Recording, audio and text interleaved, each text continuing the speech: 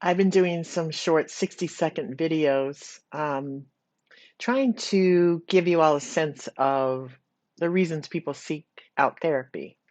And my goal was to kind of give you the different ideas around the different kind of common, normal reasons that people might seek a therapist out. And it's always around um, normalizing the idea of therapy. So I want to get away from the idea of Hollywood movies and these television shows that make therapy about something really bad, that somebody's like on their knees and it's just the last resort, or that they're really really ill or weak or broken, I think is a word I've heard.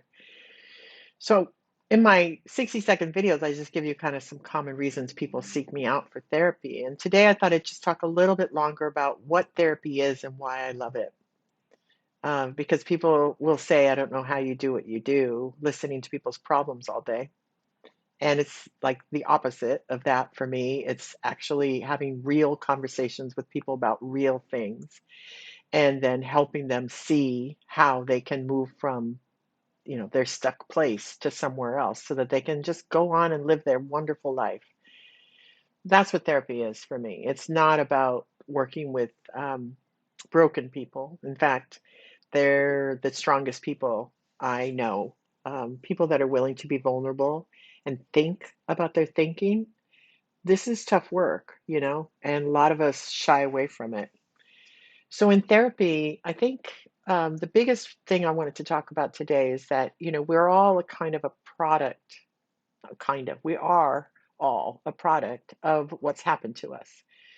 So I have developed whatever I've developed in part because I had a very abusive, violent father. So my perception on the world, the way that I understand myself, will forever be tainted and colored by that experience because it was very traumatic and kind of long term in my early childhood. Excuse me. Someone who didn't go through that would have a very different perspective, right? They would have a different set of ideas about the world. They'd have their own issues and challenges, I'm sure, but mine are specific to mine. And then my siblings have different perspectives than mine based on the way they see it and the way they understand it. But the point is, we get colored by that. We get changed by that uh, perception of ourselves in that world. So who I was in that world of abuse and violence then grew up, and it kind of got stuck there, right? This sense of, I would only imagine, low self-esteem, trauma response, definitely, and just a real challenge in how to see the world as a safe place. Done my work, been in therapy for a lot of years at different points in my life, and I'm a therapist. So everything I think about is related to our point of view and our perspective, but not just understanding that. Understanding that some of my issues around self esteem and confidence come from the parents that I had. Understanding that, right? That's just logical. Your parents try to instill all these things in you, and sometimes it's great, sometimes it's not. You are a product of that. Every child is. But then, where it's troublesome, where it goes wrong, maybe it veers off in the wrong direction for you. And the work in therapy is to try to understand how I see myself and what I tell myself as a result of that trauma, and to understand that it's not true. It's all a bit of an illusion. My perception of myself is quite shaped by that perspective of what's happened to me. My experience shaped who I thought I was.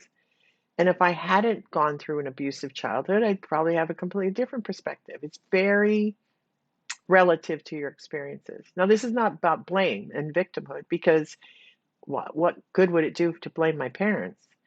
It's about understanding how I understand myself as a result of that, and then getting in there and changing that, because it's not right. It's not right that I should live my whole life with low self esteem based on some trauma from my childhood. That's not my fault. That I didn't do that. That happened to me. But that's how we do it. We turn on ourselves and we blame ourselves. There's a lot of shame in there. There's a lot of um, feelings of not being understood or not being validated. And that's all part of that experience. And that makes sense, right? But what we need to do is understand that that experience shaped that perspective that is troublesome for me. So I need to change how I think of myself. I need to be the grown ass woman that I am and give myself the gift of saying that perspective came from an external violent, force that I didn't do. That's not my fault. I can be something else. I can do other things. The behavior is what usually drives people into therapy. But we got to look at how you think about yourself and then how you talk to yourself and then the decisions you make that drive the behavior. See, that's therapy. It's getting into why do you think the way you think? Why do you see the world the way you see the world? And where is it troubling you?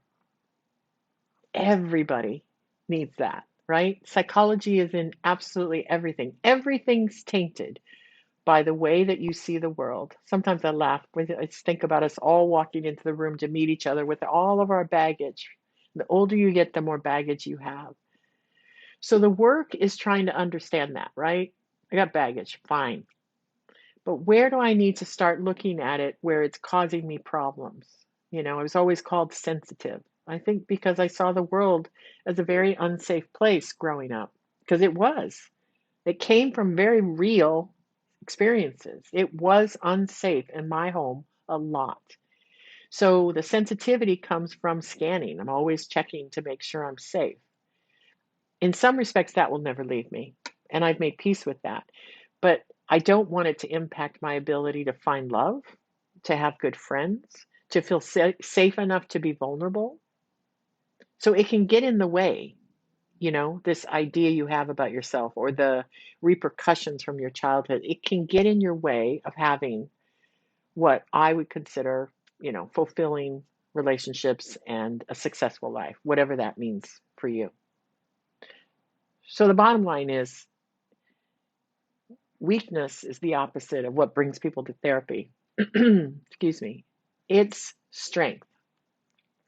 The strength to be vulnerable, thank you, Brene Brown, is honestly the most underrated thing in the world. Anyone that can step up and say, I don't know if I got this right, and I need to understand myself better because things aren't working out. Oh my God, the strength that takes. I am in awe of that at all times, and I love it. So that's why I love my job. So you come into therapy, we get a history, we try to understand who you are from your perspective, and then frankly, we try to poke some holes in it. Poke some holes in where it's not working for you and bring out those contradictions. Bring out those hard and fast rules you set for yourself based on someone else and what they told you. And start loosening the grip that your past or situations have on you so you can make the changes you want to make. You know, that's it. And I love it. I absolutely love it. It's deep, wonderful work. And it's not about being broken. It's actually about the desire to be healed. And what an amazing thing that is. So that's therapy. I hope I made some sense here. I know I've yammered on way too long. Thanks for listening.